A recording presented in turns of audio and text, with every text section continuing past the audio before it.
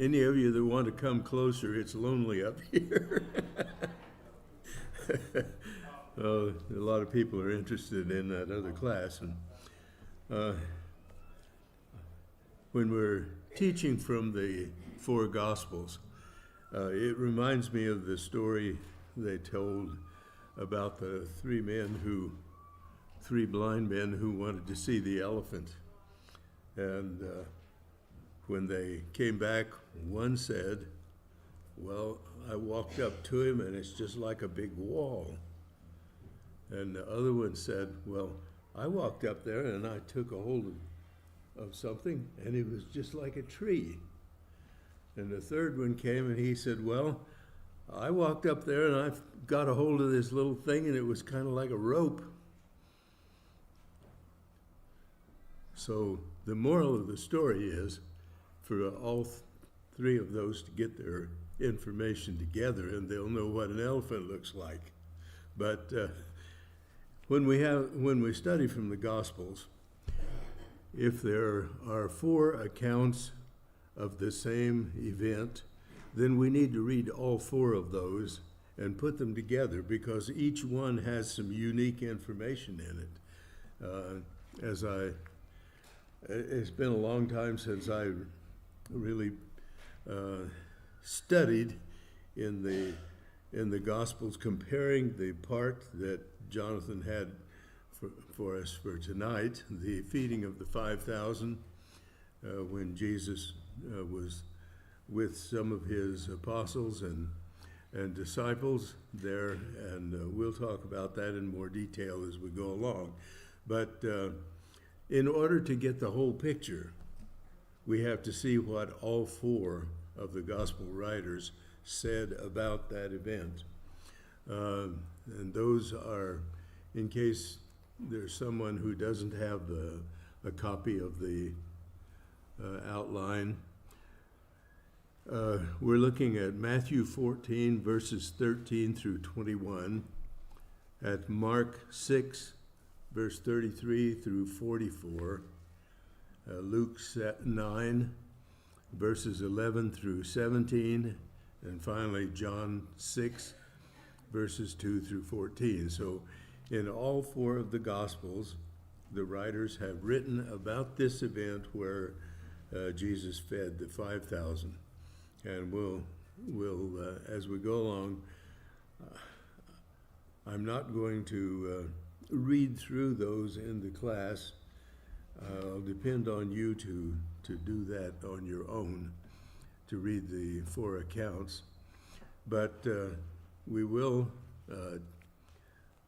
examine the information that's in each one and get a full picture. All right. The setting was that Jesus had just heard about the death of John the Baptist. John had been executed by Herod, and Jesus had just heard that.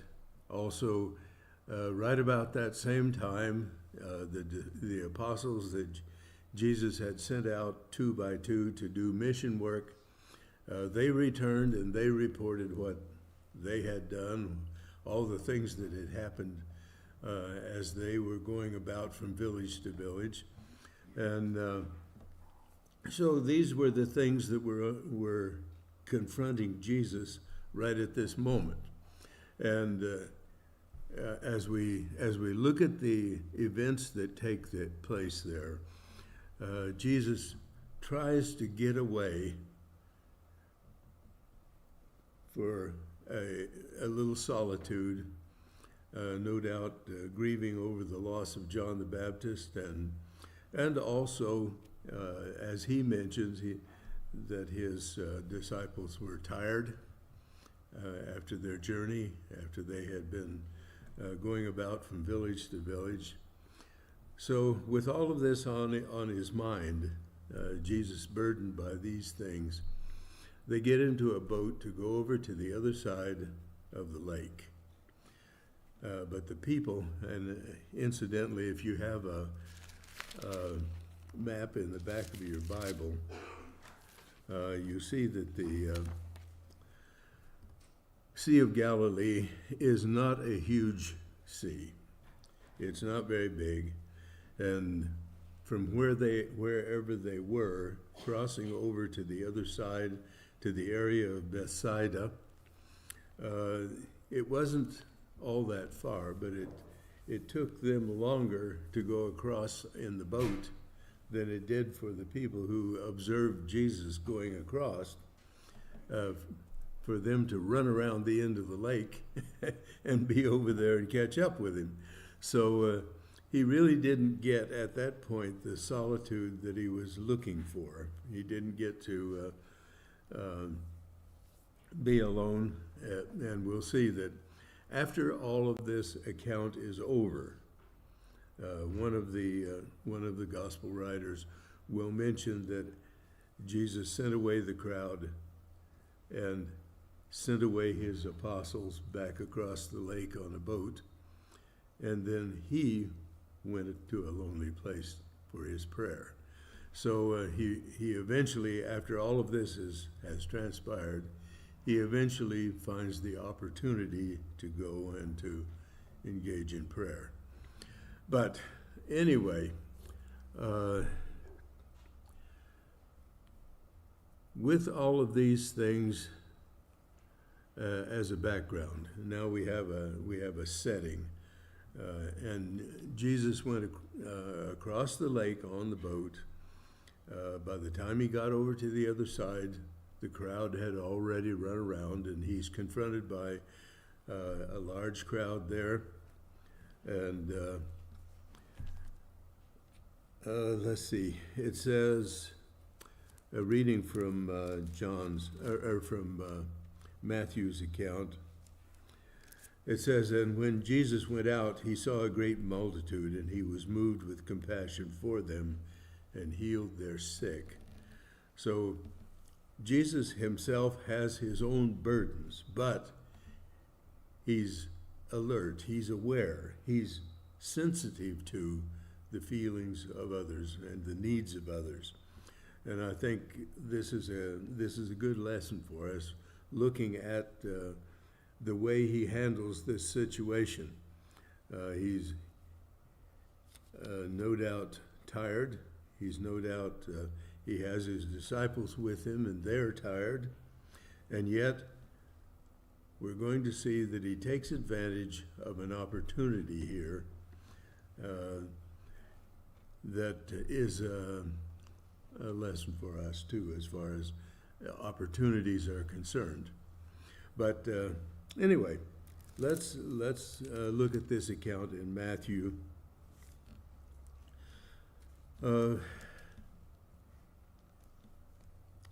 Beginning with Matthew chapter 14 and beginning with verse 13. When Jesus heard it, he departed from there by boat to a deserted place by himself. But when the multitudes heard it, they followed him on foot from the cities. And when Jesus went out, he saw a great multitude, and he was moved with compassion for them, and healed their sick. When it was evening, his disciples came to him, saying, "This is a deserted place, and the hour is already late. Send the multitudes away, that they may go into the villages and buy for themselves food." But Jesus said to them, "They do not need to go away. You give them something to eat." When we read the account that John gives us over in John chapter 6, it says there that Jesus has mentioned this already to Philip, down in chapter 6 and verse 5. Then Jesus lifted up his eyes, and seeing a great multitude coming toward him, he said to Philip, "Where shall we buy bread that these may eat?" And in verse 7, Philip answered, 200 denarii worth of bread is not sufficient for them, that every one of them may have a little. So John also in his writing, he says in verse 6 there, but this he said to test him, for he himself, in other words, Jesus, knew what he would do. Jesus wasn't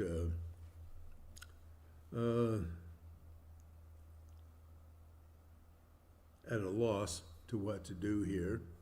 He knew exactly what he could do, and so we see he tests Philip by saying, well, Philip, how are we going to feed him? What do you think? And Philip's response is, well, even if we had 200 denarii, we couldn't buy enough food for all of them to have something.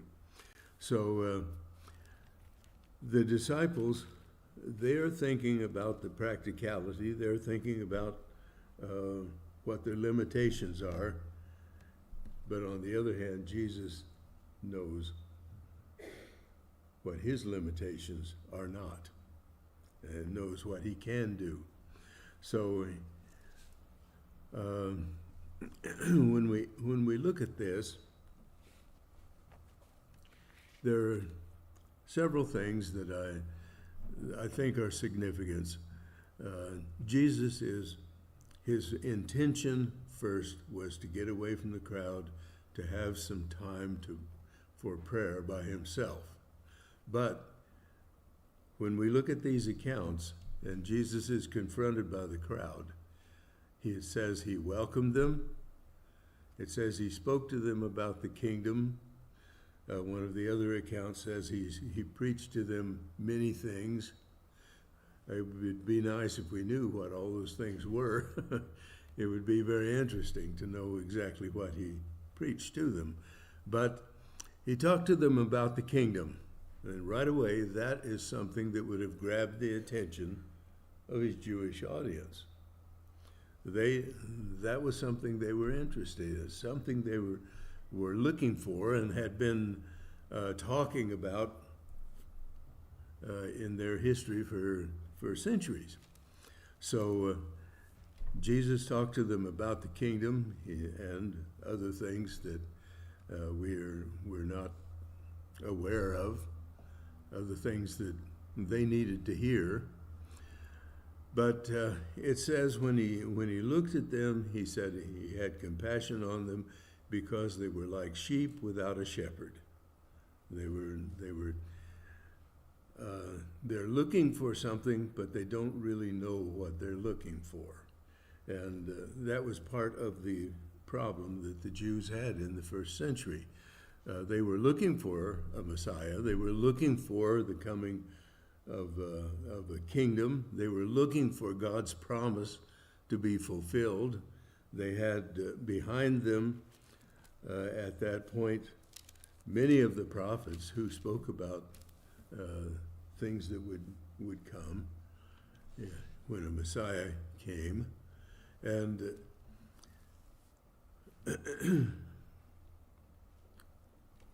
every once in a while, my brain loses its track.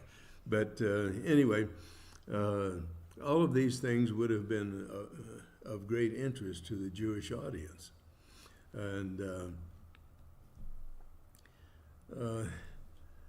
that certainly grabbed their attention. They stuck around. And as we read through these accounts, we see that they were there until it became evening. The day was long gone, and they were still there listening. So obviously what Jesus had to say grabbed their attention. It got them to listening. So I think there's a lesson in that for us, that Jesus recognized an opportunity. He recognized, even though this was inopportune in the sense that he was already tired, he was already seeking to get away from the crowd, but he recognized an opportunity and he took advantage of it. And so we as Christians, opportunity is something that we need to be aware of, something that we need to be looking for. Usually, if you're like me, and an opportunity comes along to do something that you should do, you realize it 2 weeks later. You think about the things that I should have done this, I should have done that. And sometimes I blunder through life without really realizing what's going on around me.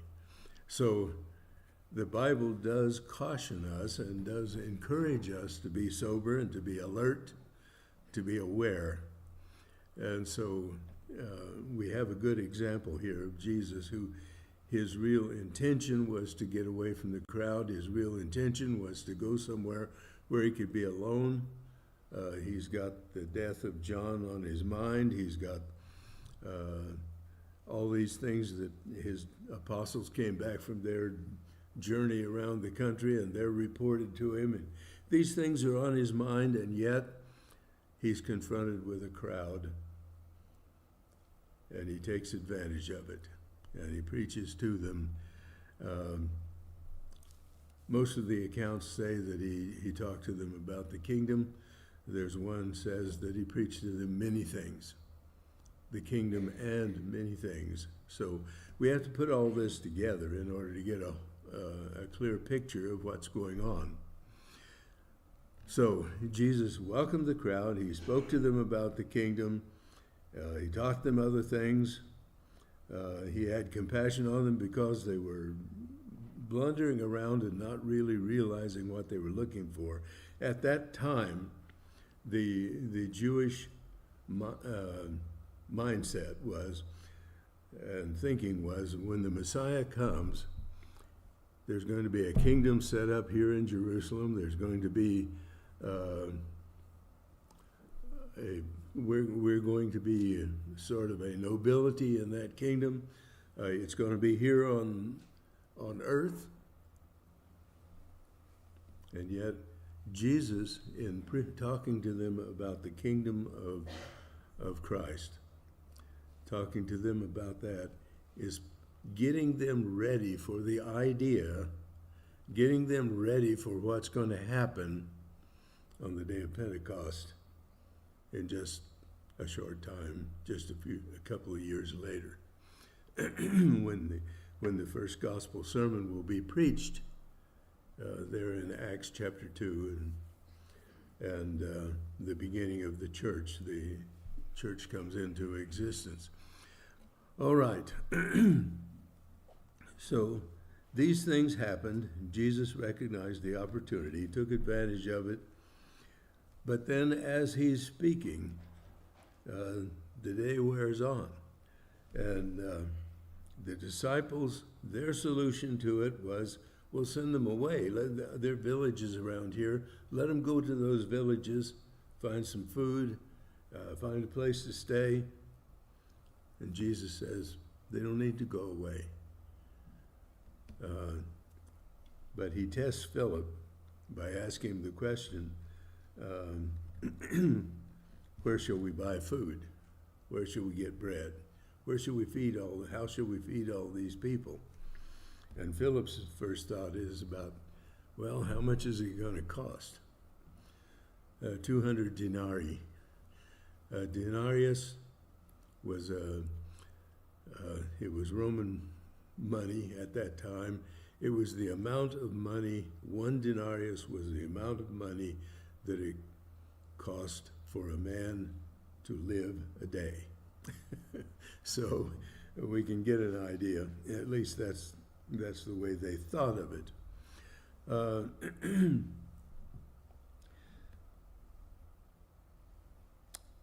Now, Andrew, the brother of Peter, was there, and he's the one who came to Jesus and said, well, what we have is 5 loaves and 2 fish.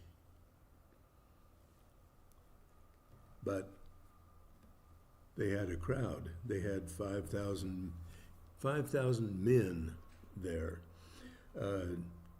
Matthew makes that clear because later he says, at the end of his account of this event, he says that there were 5,000 men in addition to women and children.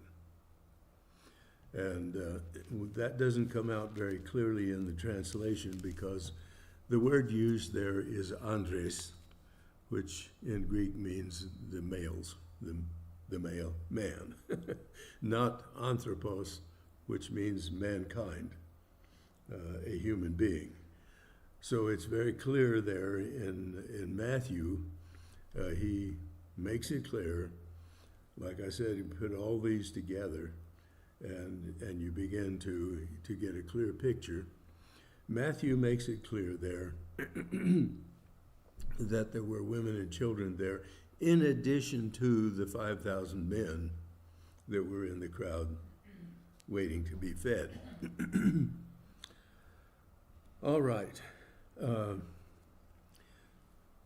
Part of the problem here is I'm cooking in somebody else's kitchen, you know. I'm not sure what Jonathan has covered. I'm not sure how he uses the outline that he has. It's a good outline, but it's not one I'm familiar with, and my outline is different. They don't conflict with each other, but it's kind of like the four Gospels. You got to put two of them together in order to have a complete picture.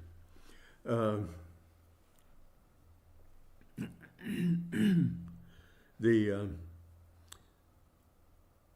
event here where the 5,000 are fed, in Jonathan's outline, he goes into the question of taking care of those who are in need. And makes a reference there to James chapter 1, verse 27, where it talks about taking care of widows and orphans, to visit them in their affliction. And it's interesting, the word visit there,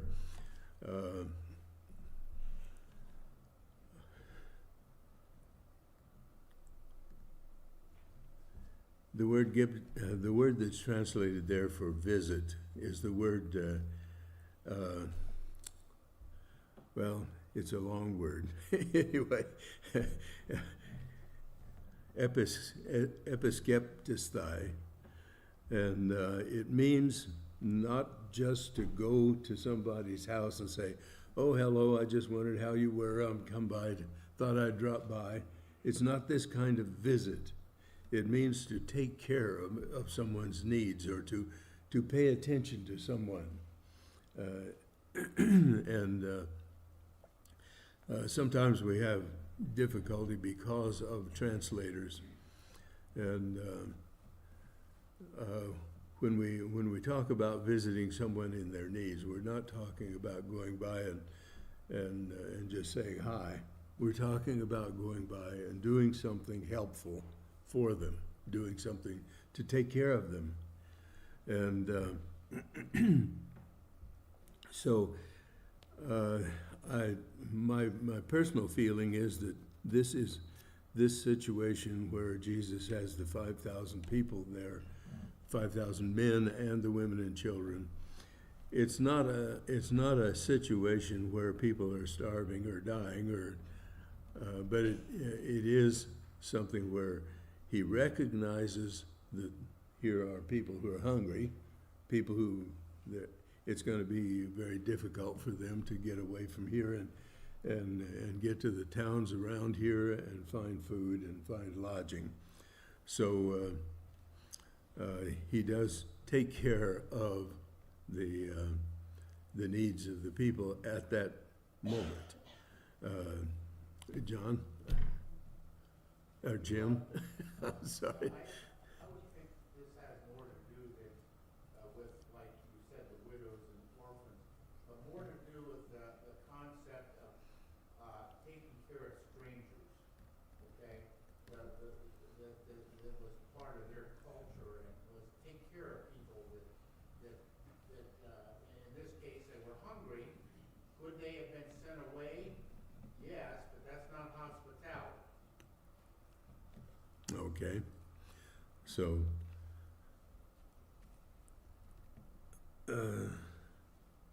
well, yes, Jim, that's right. Lost my train of thought. I think one of these days they're going to have to realize I'm getting too old to do this. But in any case, Well, at least you had a train of thought to lose. yeah.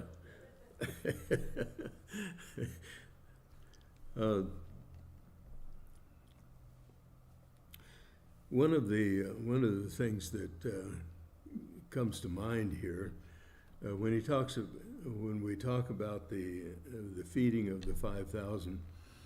A long time ago, I saw when I was a kid, there was and this is in the 1940s, talking about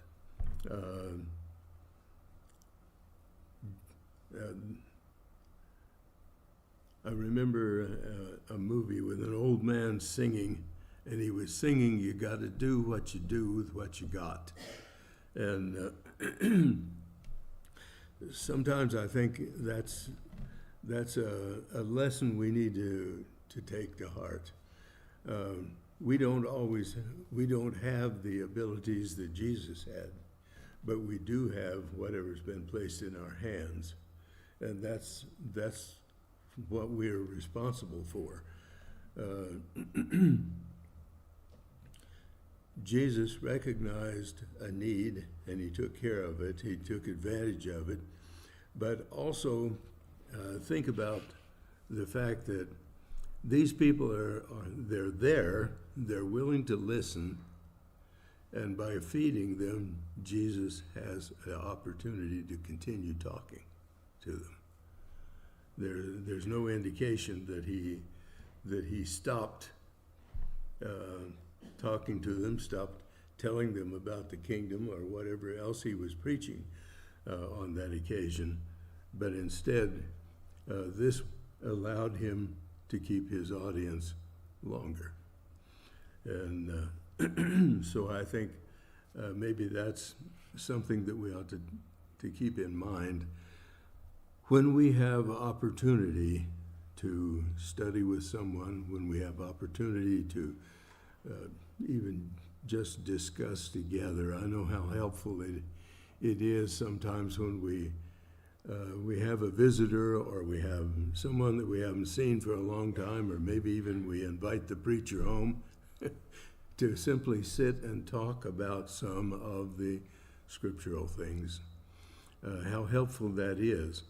And on this occasion, Jesus has an opportunity to speak somewhat longer and to be with these people somewhat longer, since food has been provided. But if we look at the very tail end of this, I believe it's let me see which account it is, where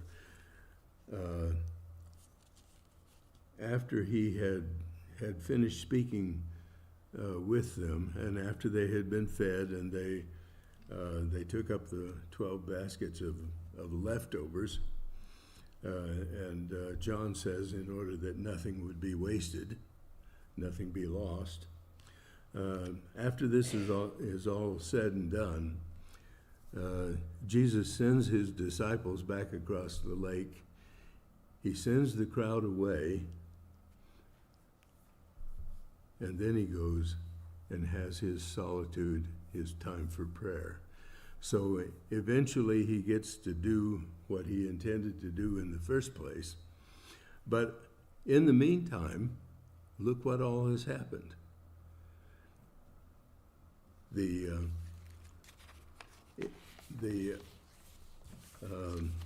Where did I write it down? Oh, I know. The things that he has done in providing the food for the 5,000 and taking this time to teach, we see that in spite of everything that was burdening him already, he has taken advantage of an opportunity to teach. He's taken advantage of an opportunity to perform a notable miracle. All four Gospels have recorded this miracle, the feeding of the 5,000. They had 5 loaves and 2 fish, and somehow, as Jesus parceled that out, there was enough for everybody. And not only did he teach his audience, the group, the people who had assembled, not only did he have an opportunity to teach them, but also he taught his disciples. They were at a loss. What are we going to do? All these people we got, and let's just send them away. They can find food in the villages. But Jesus had another solution, and in doing what he did, he taught them that they could rely upon him, that they could trust him. And that's a lesson for us all, that we can depend on God to do the things that he says he will do. He doesn't run out of power. He doesn't run out of ability.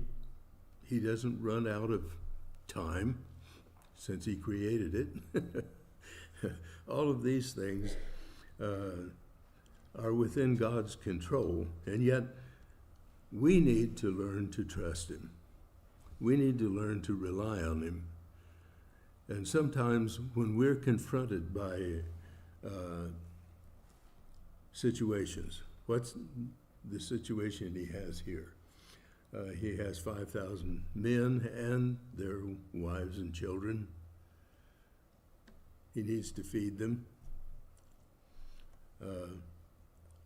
So he takes advantage of that opportunity. And with what he has, what he is able to do, he fulfills that need. He takes care of them. And in doing so, not only teaches them, but also teaches his apostles.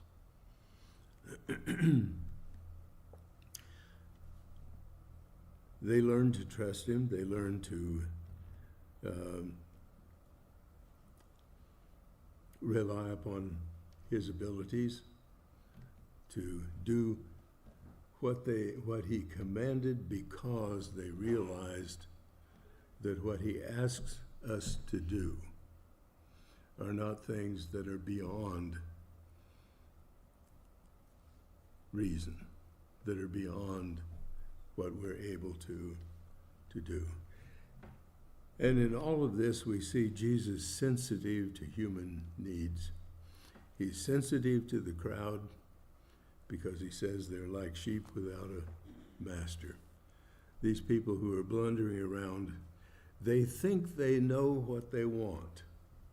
They want the coming of the kingdom, and yet they don't have the slightest idea what it is.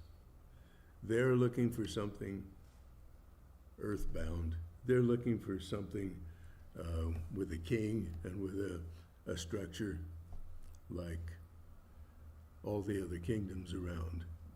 You realize back in the old times, they wanted a king so they could be like the other nations. And they're assuming that when Christ comes, when the Messiah comes, when the kingdom is set up, they're assuming that that's going to be like these other kingdoms around in the world. But Jesus had other things in mind, and as we study, we'll see that the kingdom of Christ is very different from the other kingdoms of the world. All right.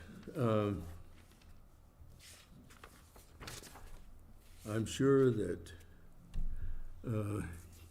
these 4 accounts, you're able to read them, and you're able to probably glean as much out of them as I can. But I'm looking at the outline that Jonathan left me, and um,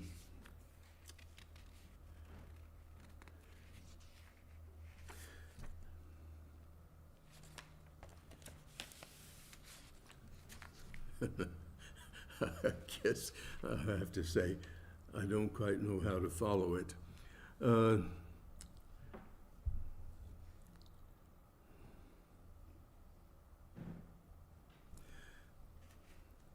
Because the outline actually leaves the account here and goes into the question of taking care of people's needs.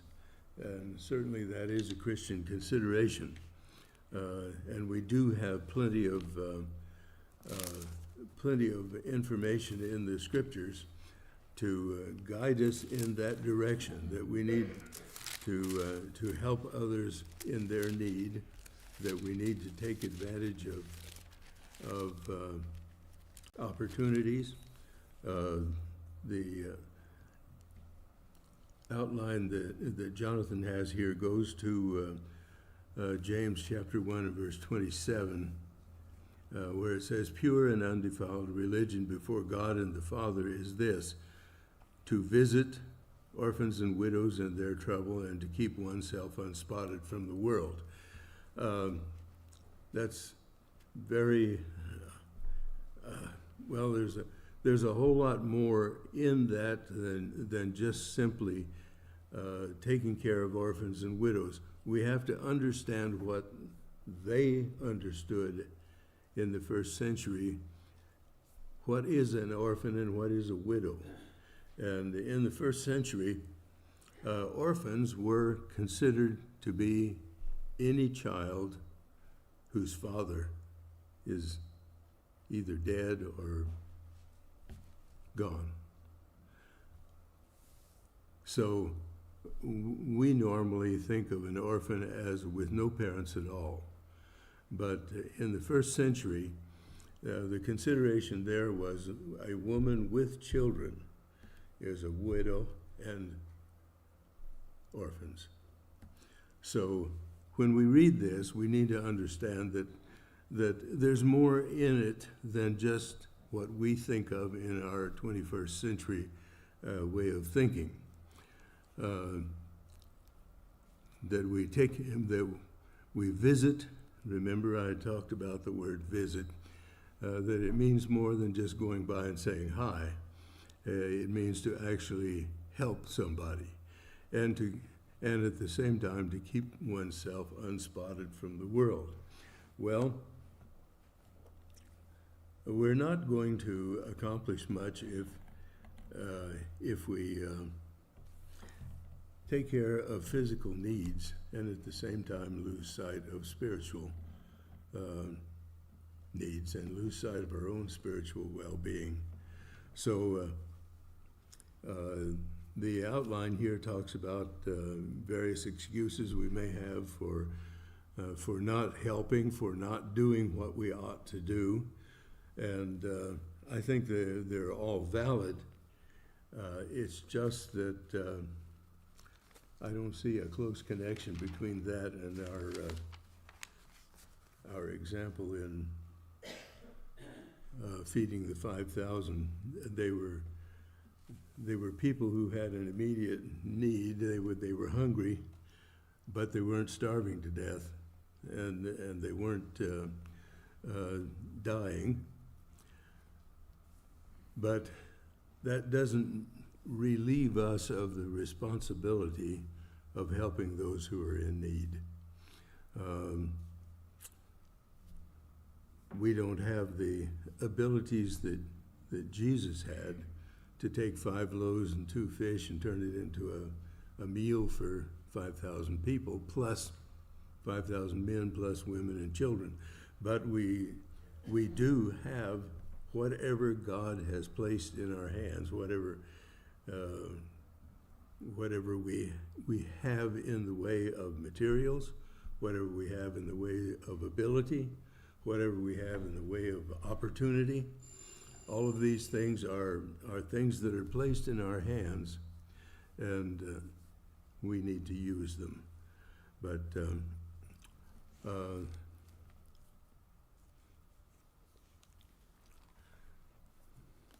going back to these accounts of the feeding of the 5,000 in John chapter 6, beginning with verse 2. We have time, so I'll go ahead and read this. Let's begin with verse 1. After these things, Jesus went over the Sea of Galilee, which is the Sea of Tiberias.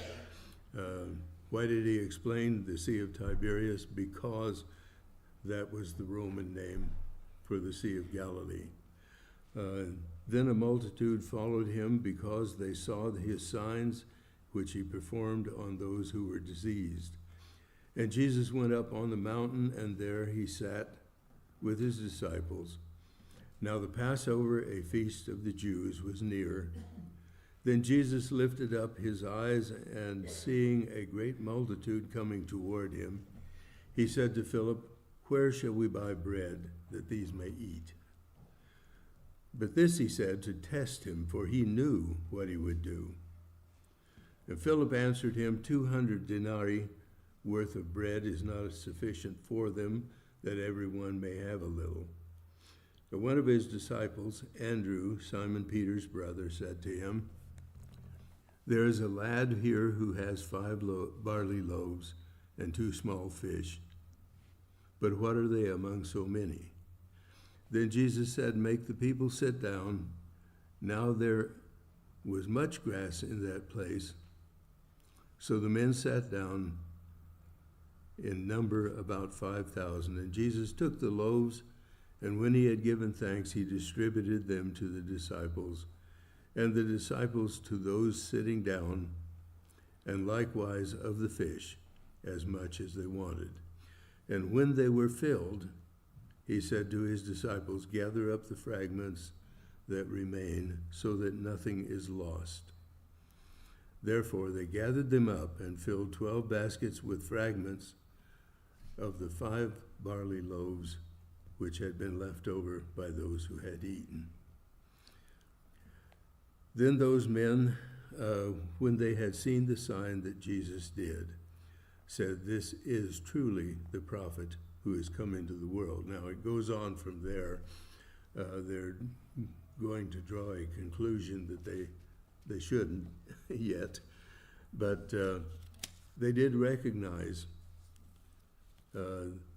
Jesus, whom they had gone out to see, Jesus who had cured some of them of their diseases, some of their illnesses, who had taken care of feeding them.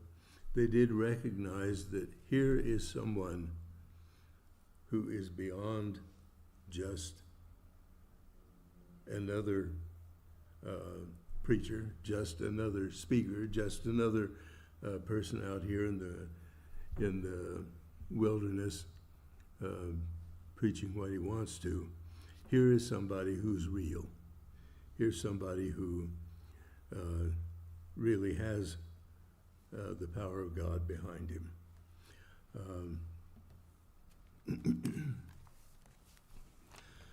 So our time's about up, and I'm sorry that I'm sort of stumbling through this.